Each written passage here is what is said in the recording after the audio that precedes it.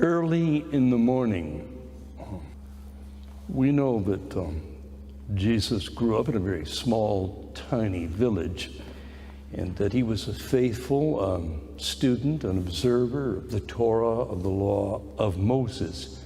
And he would have seen and heard everything that happened in that little village in which he grew up. And one of the parts of the law was that people were caught in the act of committing adultery, both the man and the woman could be stoned. More often than not, in the times in the society, it was the woman who bore the brunt of it.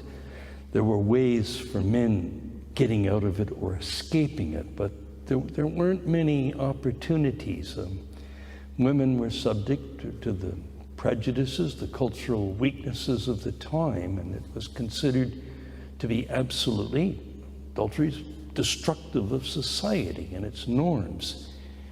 And so it doesn't take much imagination to think of Jesus being in his tiny little village and perhaps listening to the law being explained. Or maybe there was an incident in the village, inevitably there had to be, where some such situation happened to a woman.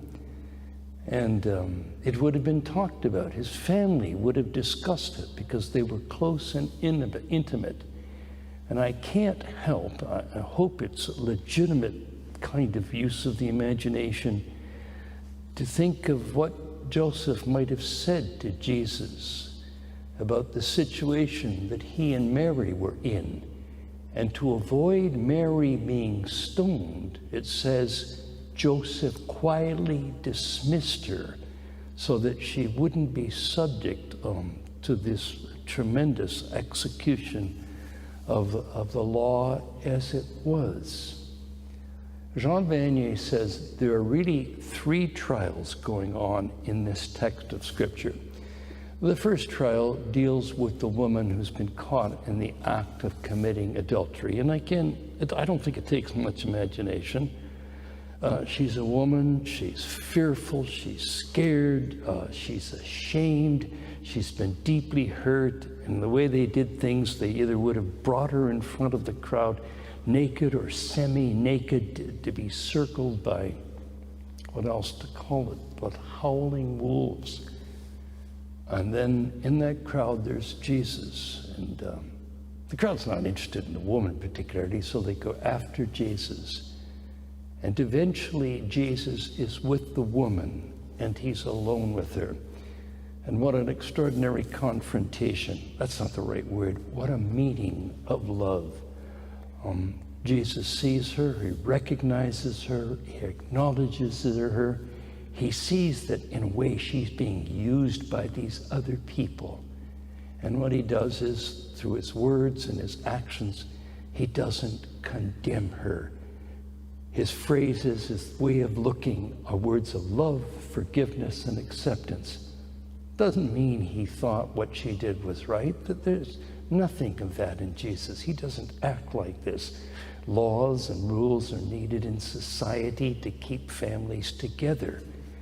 But he gives her a depth, an insight, an acceptance in spite of the terrible thing that gradually lifts away her shame and her guilt. And she's able to be again, to know at the depths of her being, although she's done something wrong, she's been accepted and is deeply loved. The scripture scholars, Mr. Lapide says, the great truth about Jesus is his mercy is both fair and kind. Fair, he recognizes where there's weakness. Kind is his mercy.